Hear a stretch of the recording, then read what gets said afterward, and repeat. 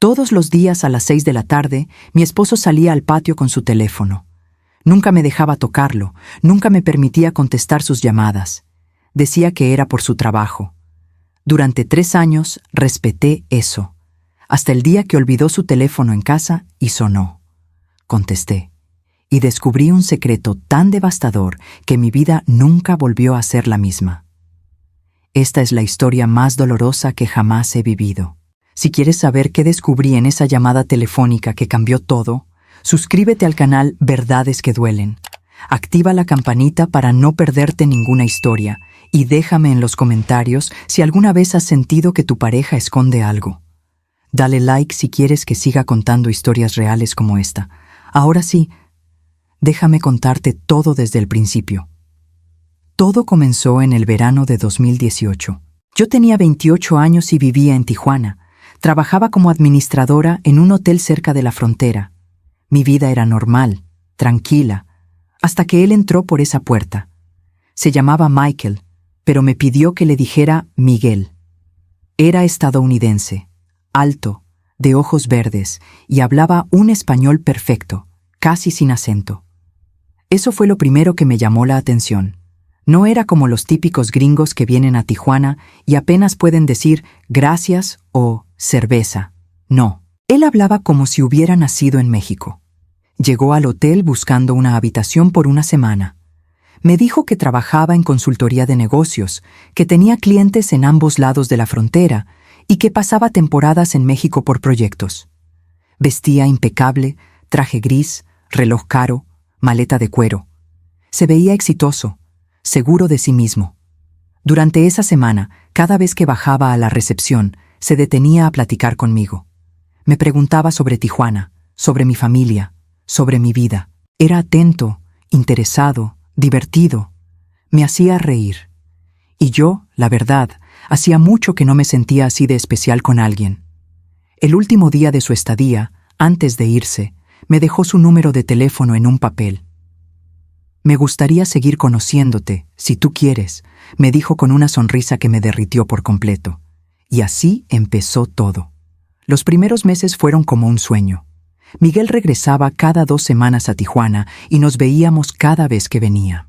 Me llevaba a restaurantes bonitos, me mandaba flores a mi trabajo, me escribía mensajes cada día. Me contó que vivía en San Diego, que tenía un departamento allá porque su trabajo estaba basado en California, pero que sus proyectos más importantes estaban en México. Por eso viajaba tanto. A mí me parecía lógico. Muchos empresarios hacen eso en la frontera. Después de 3 meses, me preguntó si quería ser su novia. Obvio dije que sí. Estaba enamorada. Él era todo lo que yo había soñado. Exitoso, maduro, cariñoso y además bilingüe. Mi familia lo adoraba cuando lo conocieron. Pero aquí viene algo que debía haber notado desde el principio. Miguel era extremadamente celoso de su teléfono. Y no me refiero a normal, me refiero a obsesivo. Siempre lo llevaba consigo, siempre estaba boca abajo, siempre con contraseña. Si sonaba mientras estábamos juntos, se levantaba inmediatamente y se alejaba para contestar. Es un cliente, decía. Información confidencial, ya sabes cómo son los negocios. Una vez, solo una vez durante el noviazgo, su teléfono sonó mientras él estaba en el baño. Yo, sin pensar, lo tomé para llevárselo. Ni siquiera iba a contestar, solo iba a avisarle que tenía una llamada. Él salió del baño como si hubiera escuchado una explosión. Me arrebató el teléfono de las manos con una expresión que nunca había visto en él. Pánico puro. No toques mi teléfono, Sofía, me dijo con voz dura. Nunca. ¿Entendido? Me quedé helada. Se disculpó inmediatamente.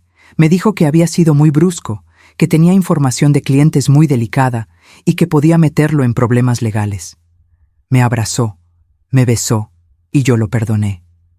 Pero esa imagen de su cara, ese momento de pánico absoluto, nunca lo olvidé. Además, Miguel nunca, y digo nunca, me invitó a San Diego. Siempre teníamos que vernos en Tijuana. Cuando le preguntaba, me decía que su departamento era muy pequeño, que estaba en remodelación, que era un desastre porque casi nunca estaba ahí. Decía, Prefiero estar en México contigo que solo en mi depa aburrido. Y yo, como tonta, me lo creía. Me sentía halagada de que prefiriera estar conmigo. Pasaron 6 meses más, 9 meses de relación en total, y fue entonces cuando tomé la decisión más importante de mi vida. O eso pensaba. Una noche, después de una cena romántica en Rosarito, estábamos caminando por la playa. La luna estaba hermosa, el sonido de las olas era perfecto, y yo sentía que ese era el momento. Me arrodillé frente a él. Sí, yo le pedí matrimonio a él. Saqué un anillo que había comprado con mis ahorros y le dije: «Miguel, eres el amor de mi vida. ¿Te quieres casar conmigo?» Y aquí pasó algo extraño que jamás olvidaré. Él se quedó paralizado, completamente paralizado. Sus ojos se abrieron enormes, su boca se quedó abierta, y por unos 5 segundos que se sintieron eternos, no dijo nada. Solo me miraba con una expresión que no supe interpretar. ¿Era pánico? ¿Sorpresa? ¿Miedo? Luego, como si alguien lo hubiera encendido de nuevo, sonrió forzadamente y dijo: Sí, claro que sí. Me tomaste por sorpresa, eso es todo». Nos abrazamos, pero sentí que sus brazos estaban tensos. Su respiración era agitada. Algo no estaba bien. Esa noche, cuando lo llevé a su hotel, apenas me besó. Me dijo que estaba cansado, que había sido un día muy emocional. Yo quise creer eso, pero en el fondo, algo dentro de mí susurró: «Esto no está bien». Nos casamos 4 meses después, en febrero de 2019. Fue una boda sencilla, en un jardín en Tijuana. Mi familia estaba feliz. La familia de Miguel, bueno, él me dijo que sus papás habían fallecido años atrás y que no tenía hermanos. Solo vinieron 2 amigos suyos de San Diego, compañeros de trabajo, según él. Ahora que lo pienso, qué conveniente, ¿no? No tener familia que pudiera decir la verdad. Después de la boda, rentamos una casa juntos en Tijuana. Él me dijo que ya había terminado su contrato de renta en San Diego y que ahora viviría conmigo permanentemente. Yo estaba en las nubes. Los primeros 2 meses fueron perfectos. Desayunábamos juntos, veíamos películas, hacíamos planes. Él seguía viajando a Estados Unidos por trabajo, pero ahora solo se iba 2 o 3 días a la semana, y siempre regresaba. Pero entonces empezó la rutina. Cada día, exactamente a las 6 de la tarde, Miguel tomaba uno de sus teléfonos y salía al patio trasero de la casa. Cerraba la puerta corrediza de vidrio y se quedaba ahí, caminando de un lado a otro, hablando por teléfono durante 20 o 30 minutos. La primera vez que pasó, cuando regresó, le pregunté: «¿Todo bien, amor? ¿Quién era?» «Un cliente», respondió cortante. Pero algo en él había cambiado. Estaba tenso, distante, como si estuviera en otro lugar mentalmente. La segunda vez que pasó, intenté salir al patio con él, solo para acompañarlo. Él literalmente me cerró la puerta en la cara y me hizo señas de que me fuera. Me quedé ahí parada, viendo cómo hablaba en inglés, gesticulando, a veces sonriendo, a veces serio. Cuando entró, le reclamé: «¿Por qué me cerraste la puerta? ¿Qué escondes?» «Sofía, son negocios. Información confidencial. No puedo tener distracciones». «¿Por qué no entiendes eso?», me dijo molesto. Y yo lo dejé pasar. Pasaron las semanas, pasaron los meses, y la rutina nunca cambió. Todos los días, 6:10 p.m. en punto. Salía al patio, hablaba por teléfono, regresaba 20 o 30 minutos después, siempre distinto. A veces llegaba de buen humor, sonriente, relajado. Otras veces llegaba callado, pensativo, como si cargara el mundo en los hombros. Yo empecé a acostumbrarme, o mejor dicho, me resigné. Estaba embarazada de 3 meses cuando empezó esta rutina, y no quería pelear. Quería un hogar tranquilo para nuestro bebé. Nuestro hijo, Mateo, nació en noviembre de 2019, y yo pensé que las cosas cambiarían. Que Miguel se quedaría más presente, que dejaría de ser tan obsesivo con su teléfono. Pero no. Seguía saliendo al patio a las 6 p.m., todos los días, sin falta. Mientras Mateo crecía, empecé a notar más cosas extrañas que, Sinceramente, debí haber investigado desde el principio. Miguel tenía 2 teléfonos celulares. Me dijo que uno era personal y otro de trabajo. Normal, ¿no? Muchos empresarios lo hacen, pero él siempre llevaba ambos consigo. Incluso cuando se duchaba, los dejaba en el lavabo, nunca fuera de su vista. Nunca, ni una sola vez, dejó alguno de sus teléfonos en casa cuando salía. Y la obsesión con que yo no tocara sus teléfonos era enfermiza. Una vez, Mateo tenía como 8 meses y Miguel estaba jugando con él en la sala. Su teléfono sonó y lo dejó en el sofá para ir al baño rápidamente. Yo, sin malas intenciones, tomé el teléfono para dárselo cuando saliera. Ni siquiera vi la pantalla. Él salió corriendo del baño, literalmente se tropezó con sus propios pies y me arrebató el teléfono de las manos con tanta fuerza que casi me lastima. «¿Qué haces?», me gritó. Y nunca me había gritado así. Mateo empezó a llorar del susto. Yo me quedé paralizada. Miguel se disculpó de inmediato. Me dijo que lo había asustado porque pensó que iba a contestar una llamada importante. Me abrazó, calmó a Mateo y trató de actuar como si no hubiera pasado nada. Pero sí pasó, y yo empecé a preguntarme, ¿qué esconde en ese teléfono que lo pone tan nervioso? También noté que nunca publicaba nada en redes sociales. Me dijo que no le gustaban, que le parecían una pérdida de tiempo. Soy privado con mi vida, decía, y yo lo respetaba. Pero ahora entiendo, no era privacidad, era ocultamiento. Otra cosa, nunca conocí a sus amigos de verdad, solo a esos 2 que vinieron a la boda. Cuando le preguntaba si podíamos hacer una carne asada con sus cuates, siempre decía que estaban ocupados o que no vivían cerca. Y los viajes. Esos malditos viajes a San Diego que se volvieron más frecuentes cuando Mateo tenía 1 año. Miguel me decía que tenía que quedarse 2 o 3 días seguidos en Estados Unidos por juntas importantes. Yo me quedaba sola con el bebé, agotada, mientras él supuestamente cerraba contratos millonarios. Nunca me mandaba fotos de dónde estaba. Nunca me invitó a acompañarlo para que conociera San Diego, como hacen las parejas normales. Hubo una vez, solo una, en que me atreví a pedirle que me llevara con él. Mateo tenía 14 meses. Le dije, «Amor, quiero conocer dónde trabajas, quiero ver tu oficina, pasear por San Diego contigo y el bebé». Se puso pálido, sudó frío y me dijo, «Es que no es buen momento. Hay mucha inseguridad ahorita por la pandemia. Mejor esperamos». Era marzo de 2021, plena pandemia, y yo, otra vez, me lo creí. Pero una parte de mí, cada vez más grande, empezaba a desconfiar. Las llamadas del patio se volvieron el centro de mi ansiedad. Cada tarde, a las 6 p.m., yo sabía que iba a salir. Y cada tarde me quedaba sentada en la sala, mirando a través del vidrio, viéndolo caminar de un lado a otro, hablando animadamente con alguien del otro lado. ¿Con quién hablaba? ¿Por qué siempre a la misma hora? ¿Por qué era tan importante que nunca fallaba un día? Un día me atreví a preguntarle directamente, «Miguel, ¿con quién hablas todos los días en el patio?» Él me miró sorprendido, como si no pensara que yo me había dado cuenta. «Con mis clientes, Sofía. Tengo clientes en diferentes zonas horarias. A las 6 p.m., aquí son las 7 p.m. en la costa este. Es cuando puedo hablar con ellos después de sus horarios de oficina». Sonaba lógico, sonaba perfecto, demasiado perfecto. Pero yo ya no le creía del todo. Pasaron los meses y mi desconfianza crecía. No era solo el teléfono, no era solo las llamadas del patio, era todo. La forma en que revisaba su teléfono constantemente, incluso cuando estábamos cenando. La forma en que se levantaba a medianoche y yo lo encontraba en la sala, escribiendo mensajes en la oscuridad.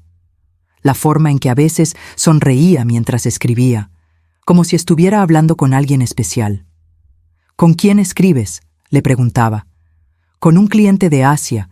Allá es de día», respondía sin levantar la vista. Siempre tenía una respuesta. Siempre tenía una excusa. Y siempre giraba la pantalla para que yo no pudiera ver nada. Empecé a sentirme loca. ¿Era yo la paranoica? ¿Era yo la que estaba inventando problemas donde no lo sabía?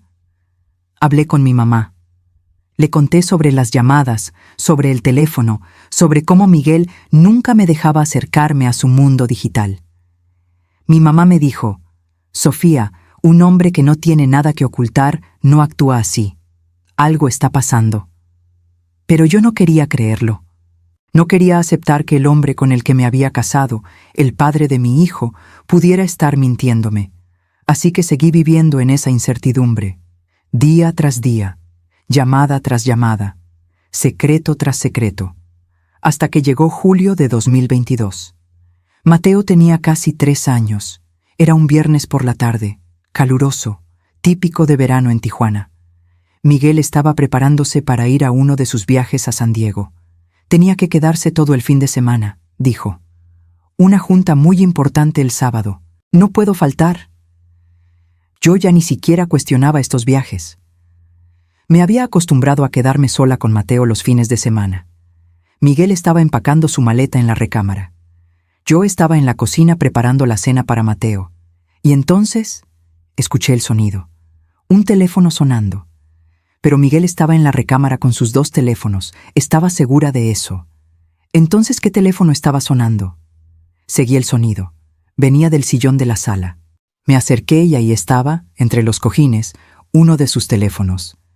El que usaba para las llamadas del patio. El que nunca, nunca dejaba fuera de su vista. Lo había olvidado. El teléfono seguía sonando. En la pantalla decía: Jennifer, casa. Jennifer, casa. Mi corazón empezó a latir tan fuerte que podía escucharlo en mis oídos. Tomé el teléfono. Mis manos temblaban. Una voz en mi cabeza me gritaba: «Contesta, esta es tu oportunidad de saber la verdad». Pero otra voz me decía: «No lo hagas. ¿Estás invadiendo su privacidad? ¿Confía en él?» El teléfono seguía sonando. Miré hacia la recámara. Miguel todavía estaba ahí, guardando cosas en su maleta. Respiré profundo y contesté. «¿Bueno?», dije con voz temblorosa. Del otro lado hubo un silencio. Luego, una voz de mujer confundida. «¿Quién habla? ¿Dónde está Michael?» «Michael. No, Miguel. Michael». Soy Sofía. ¿Quién eres tú?», respondí, sintiendo que el piso se movía bajo mis pies. Otro silencio, más largo, más pesado. «¿Sofía? ¿Quién es Sofía? Yo soy Jennifer, la esposa de Michael. ¿Por qué tienes su teléfono?» El mundo se detuvo. La esposa de Michael. ¿Qué dijiste?», susurré, apenas capaz de hablar. «Soy su esposa. Estamos casados desde 2014. ¿Quién eres tú? ¿Eres su secretaria? ¿Una empleada?» Las lágrimas empezaron a rodar por mis mejillas. No podía respirar. No podía pensar. Yo también soy su esposa. Nos casamos en 2019. Tenemos un hijo de casi 3 años, dije con voz rota. Jennifer soltó un grito del otro lado de la línea. Un grito de dolor, de shock, de incredulidad. «No, eso es imposible. Michael él no puede. Nosotros tenemos 2 hijos, una niña de 7 y un niño de 5. Vivimos en San Diego. Él trabaja aquí. Él está aquí conmigo todos los días, excepto cuando sale a las 6 de la tarde a hacer ejercicio. Mi sangre se heló. A las 6 de la tarde. Las llamadas del patio. Las malditas llamadas del patio. No estaba hablando con clientes. Estaba hablando con ella, con su otra esposa, con su otra familia. «Jennifer», dije entre sollozos, «cada día a las 6 de la tarde, Miguel, o Michael, como tú lo llamas, sale al patio de nuestra casa y habla por teléfono durante media hora. Pensé que eran llamadas de trabajo, pero era contigo, ¿verdad? Te estaba llamando a ti». Ella empezó a llorar también. «Sí, todos los días a las 6 me llama. Dice que está en el gimnasio, pero que quiere escuchar mi voz y hablar con los niños antes de que se duerman. Yo pensaba que era romántico. Pensaba que era un buen padre». Nos quedamos en silencio, llorando juntas, 2 mujeres destruidas por el mismo hombre. Entonces escuché pasos. Miguel estaba saliendo de la recámara. Tengo que colgar, le susurré a Jennifer. Él viene. No, espera, dame tu número. Necesitamos hablar más. Necesitamos descubrir toda la verdad, dijo ella desesperada. Le di mi número rápidamente y colgué justo cuando Miguel entró a la sala. Me vio con el teléfono en la mano y su cara cambió completamente. Se puso blanco. Sus ojos se abrieron con terror puro. Sofía, ¿qué haces con ese teléfono?, tartamudeó. Yo me levanté, temblando de pies a cabeza, con el teléfono apretado en mi mano.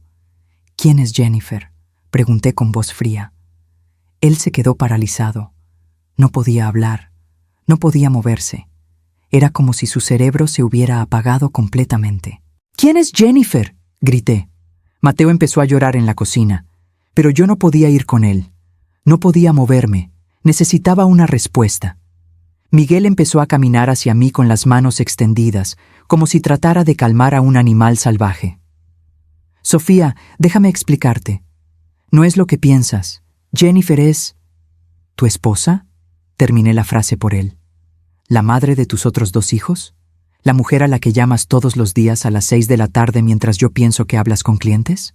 Sus ojos se llenaron de lágrimas. Se dejó caer en el sofá, cubriendo su cara con las manos. Lo siento, susurró. Lo siento mucho.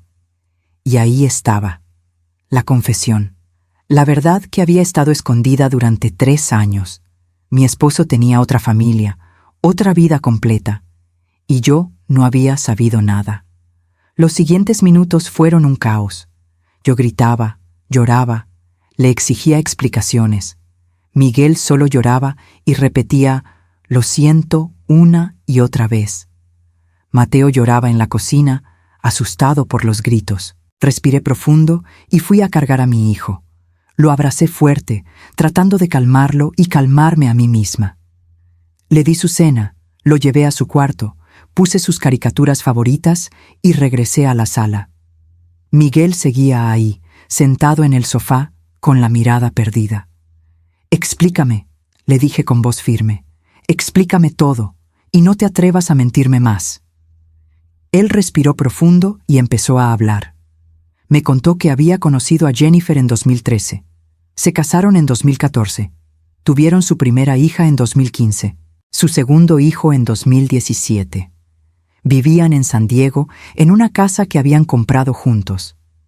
Él trabajaba en consultoría, viajaba mucho a México por proyectos. Jennifer estaba acostumbrada a que pasara días o semanas fuera. Ella trabajaba desde casa y cuidaba a los niños. En 2018, durante uno de sus viajes a Tijuana, me conoció, y según él, se enamoró. No planeé que pasara esto, me dijo entre lágrimas. No quería enamorarme de ti, pero pasó, y no podía dejarte. Pero tampoco podía dejar a Jennifer y a mis hijos. Así que decidió tener ambas vidas. Construyó una rutina perfecta. Pasaba sus días en Tijuana conmigo y Mateo. Trabajaba desde aquí, hacía videoconferencias, manejaba a sus clientes. Todo normal. Pero todos los días a las 6 p.m. llamaba a Jennifer y a sus hijos en San Diego. Les decía que estaba en el gimnasio, o en una cafetería, o manejando. Hablaba con ellos durante 20 o 30 minutos. Les preguntaba sobre su día. Ayudaba a los niños con su tarea por teléfono. Le decía a Jennifer que la amaba, y luego colgaba y regresaba conmigo, como si nada. Los fines de semana que viajaba a San Diego por trabajo, en realidad estaba con ellos. Iba a los partidos de fútbol de su hijo, a las clases de ballet de su hija.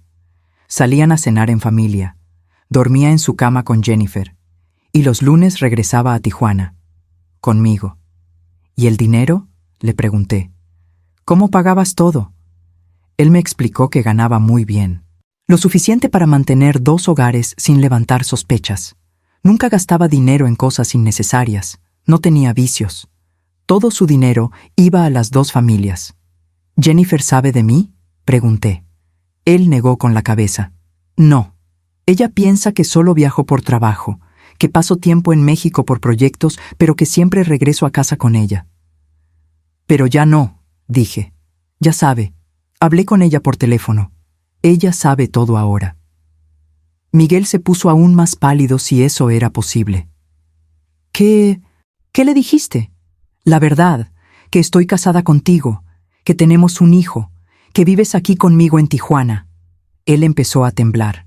No, no, no, no, esto no puede estar pasando. Jennifer no puede saberlo, mis hijos no pueden enterarse. ¿Y yo qué? Le grité. Yo no importo, mi hijo no importa. ¿Íbamos a vivir en esta mentira para siempre?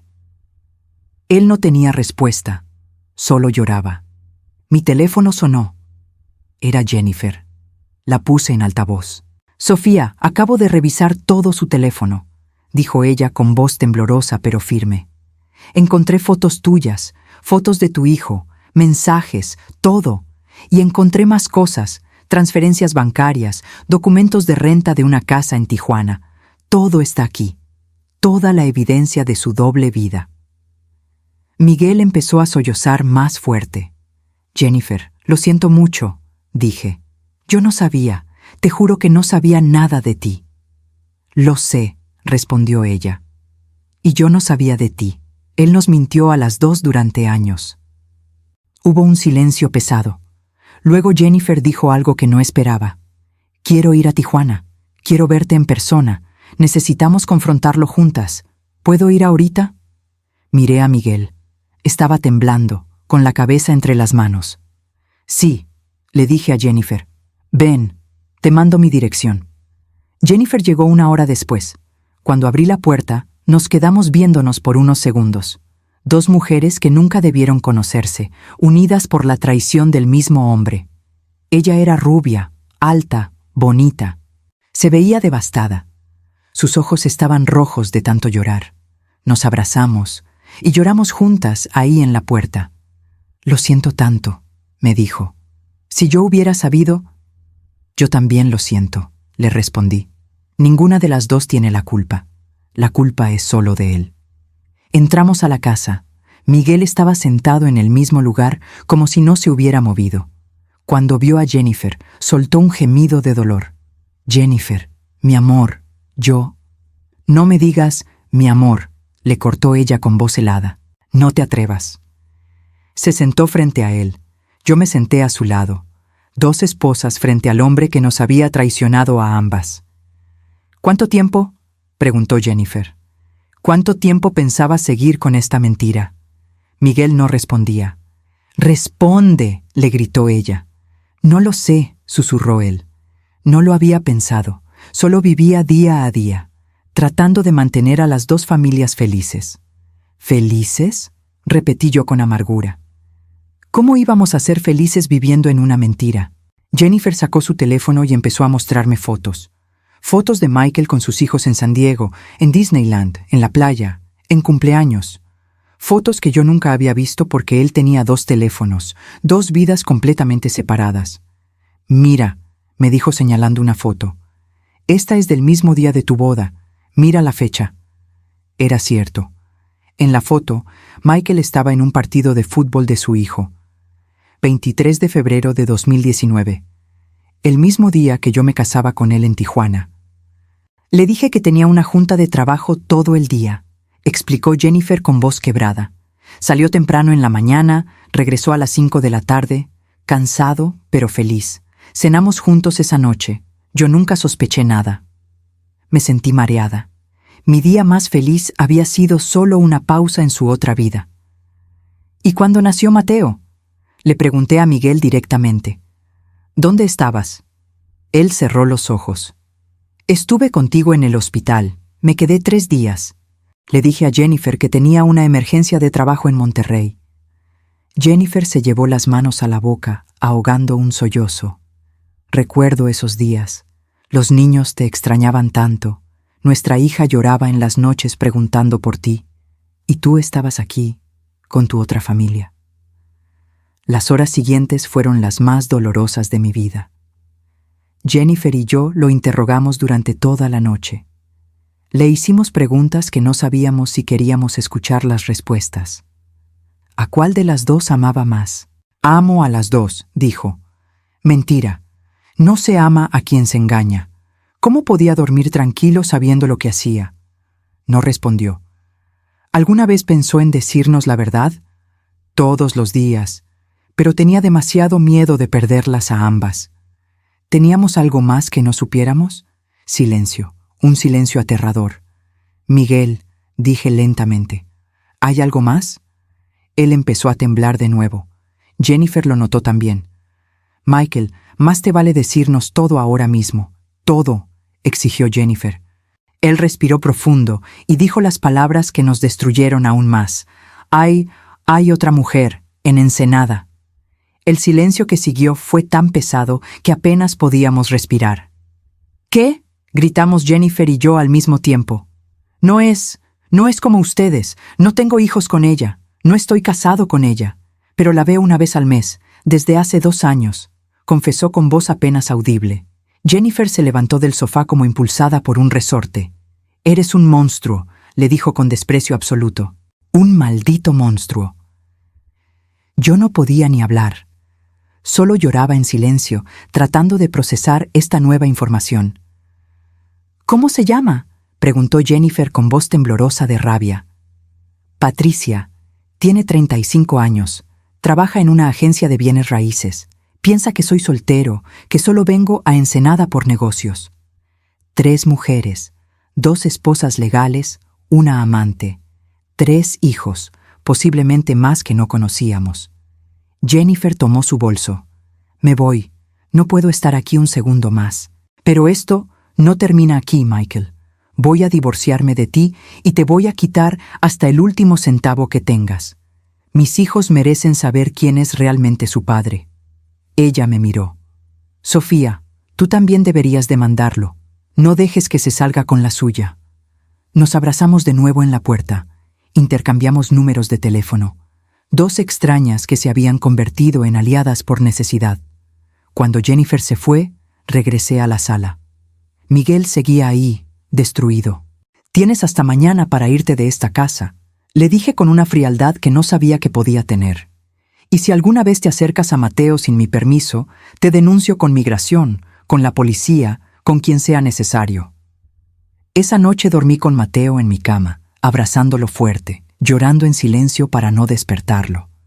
Mi hijo, mi bebé inocente, había crecido en medio de mentiras sin saberlo. Miguel se fue al día siguiente temprano. Empacó sus cosas en silencio mientras yo lo veía desde la puerta de la recámara. No le dirigí ni una palabra. Antes de irse, trató de acercarse a Mateo para despedirse, pero lo detuve. No, le dije firmemente. No ahora. Cuando esté listo para explicarle a mi hijo quién es realmente su padre, te avisaré. Hasta entonces, no existes para él. Lo vi irse con su maleta.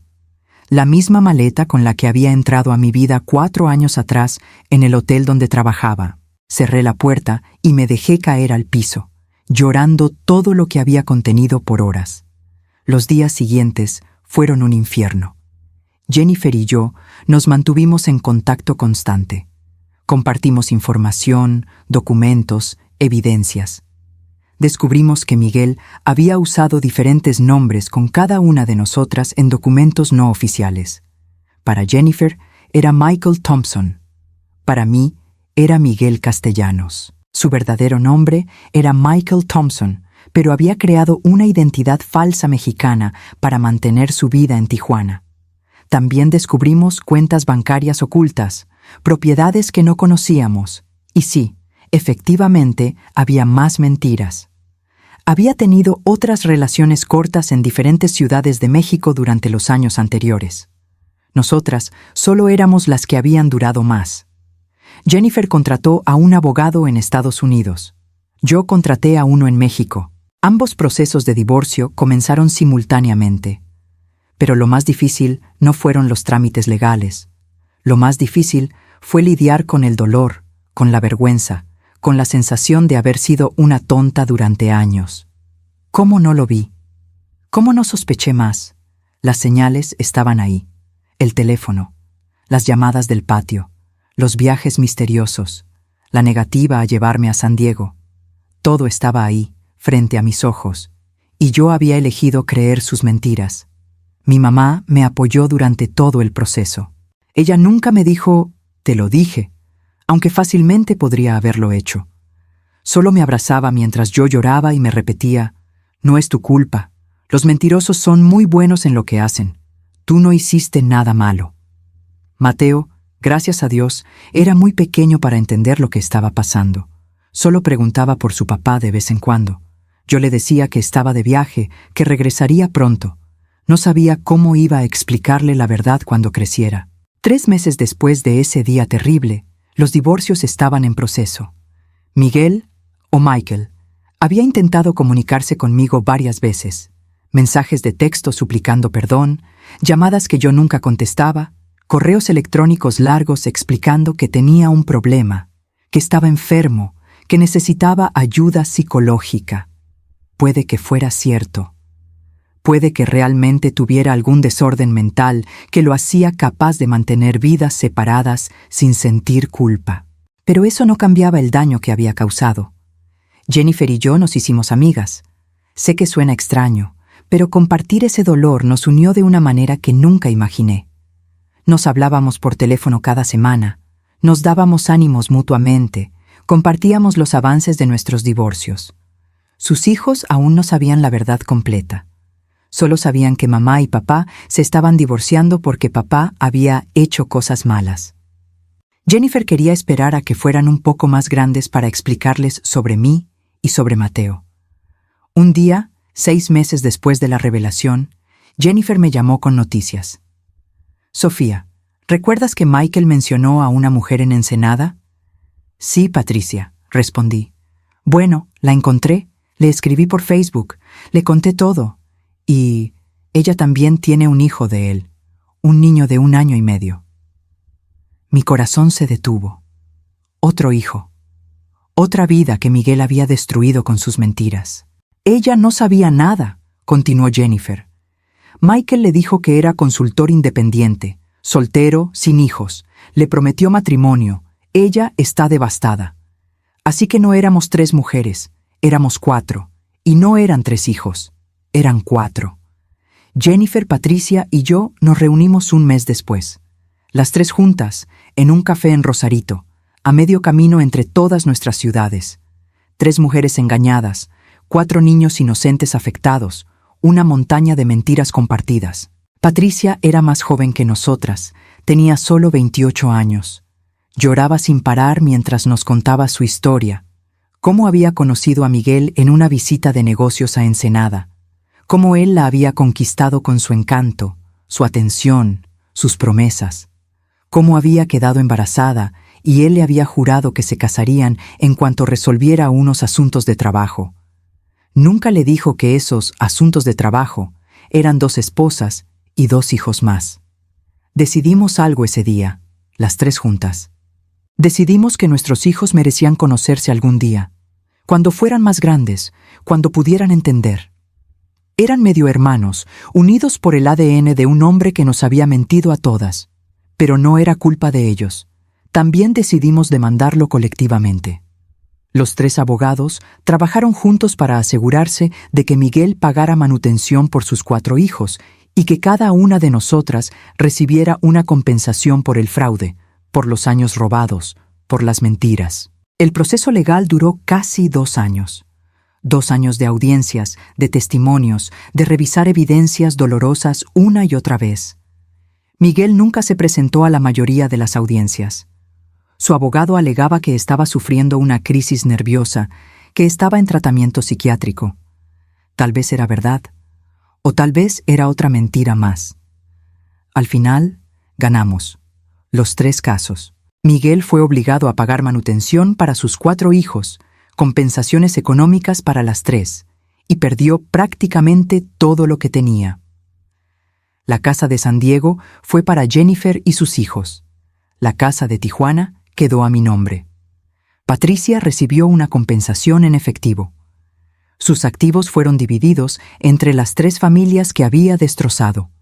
Pero el dinero no curaba el dolor. El dinero no borraba los años de mentiras. El dinero no devolvía la confianza que habíamos depositado en él. Hoy, casi 4 años después de ese viernes terrible en julio de 2022, estoy reconstruyendo mi vida. Mateo tiene ahora casi 7 años. Es un niño feliz, inteligente, amoroso. Todavía no sabe toda la verdad sobre su padre. Sabe que sus papás están divorciados, que papá no vive con nosotros. Miguel lo ve una vez al mes. Visitas supervisadas que yo controlo estrictamente. Cuando Mateo sea más grande, cuando pueda entender, le contaré todo. Jennifer también está reconstruyendo su vida. Sus hijos, ahora de 12 y 10 años, saben la verdad. Fue devastador para ellos, especialmente para la niña mayor que adoraba a su padre. Pero Jennifer está siendo increíble, ayudándolos a procesar todo con terapia y mucho amor. Patricia se mudó a Tijuana para estar más cerca de nosotras. Su hijo tiene ahora 5 años. Nos hemos vuelto una especie de familia extraña pero unida. Nuestros hijos se conocieron hace un año. Jugaron juntos en un parque.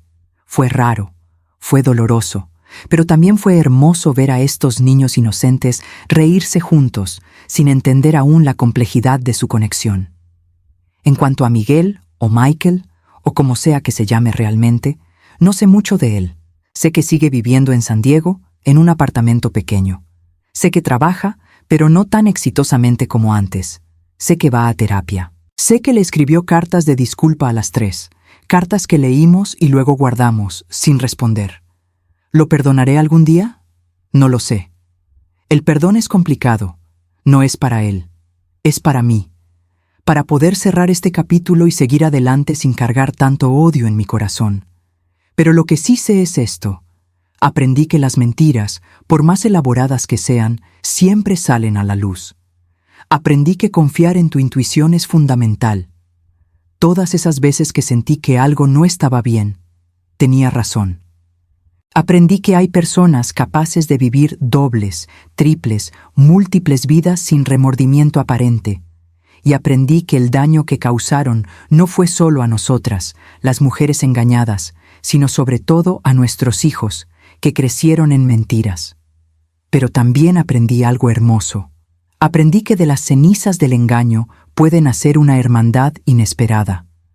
Jennifer, Patricia y yo nos convertimos en amigas, en aliadas, en hermanas de batalla. Nos apoyamos mutuamente a través del dolor, de los procesos legales, de las noches de llanto, de los momentos en que queríamos rendirnos. Y sobre todo, aprendí que soy más fuerte de lo que pensaba, que puedo reconstruirme después de ser destruida, que puedo criar a mi hijo con amor y verdad, romper el ciclo de mentiras en el que casi nos perdemos. Cada tarde, cuando son las 6 p.m., ya no siento esa ansiedad que sentía antes. Ya no espero ver a nadie salir al patio para hacer una llamada misteriosa. Ahora, a las 6 p.m., Mateo y yo cenamos juntos. Le pregunto sobre su día en la escuela. Hacemos la tarea juntos. Vemos sus caricaturas favoritas. Nuestras 6 de la tarde ahora son nuestras, llenas de verdad, llenas de amor real, sin secretos, sin mentiras. Y aunque el camino fue doloroso, aunque las heridas todavía duelen a veces, estoy en paz, porque finalmente estoy viviendo en la verdad. Y la verdad, por más dolorosa que sea, siempre es mejor que la mentira más hermosa. Esta es mi historia. La historia de cómo descubrí que mi esposo tenía no una, sino 2 familias más. La historia de cómo una llamada telefónica destruyó una mentira de 3 años. La historia de cómo 3 mujeres engañadas se convirtieron en aliadas. Y la historia de cómo encontré la fuerza para reconstruir mi vida desde cero. Si estás leyendo esto y sientes que algo no está bien en tu relación, confía en tu intuición. Si tu pareja es extremadamente celosa de su teléfono, si tiene rutinas extrañas que no pueden explicar coherentemente, si hay partes de su vida que nunca te permiten conocer, investiga, pregunta, exige transparencia, porque todos merecemos vivir en la verdad. Todos merecemos amor real, no mentiras disfrazadas de amor. Y si ya descubriste que te mintieron, que te engañaron, que tu vida era una mentira, respira. Llora todo lo que necesites llorar, pero luego levántate, porque eres más fuerte de lo que crees, y mereces una vida construida sobre la verdad, no sobre secretos. A Jennifer, a Patricia, a todas las mujeres que han vivido algo similar. No están solas. Su dolor es válido, su rabia es válida y su fuerza es real. Y a todas las personas que estén viviendo dobles vidas, engañando a quienes dicen amar, paren. Busquen ayuda, porque el daño que están causando es irreparable. Y tarde o temprano, como en mi historia, la verdad siempre sale a la luz. Siempre. Gracias por escuchar mi historia en Verdades que Duelen. Si esta historia te impactó, si te hizo reflexionar, si conoces a alguien que podría necesitar escucharla, no olvides suscribirte al canal y activar la campanita para no perderte más historias reales como esta. Déjame en los comentarios. ¿Alguna vez has descubierto un secreto devastador en una relación? ¿Cómo lo superaste? Tu historia podría ayudar a alguien más que esté pasando por lo mismo. Dale like a este video si crees que más personas necesitan escuchar esta historia. Y recuerda, siempre confía en tu intuición. Las señales están ahí. Solo tenemos que estar dispuestos a verlas. Nos vemos en la próxima historia. Y recuerda, la verdad duele, pero las mentiras destruyen.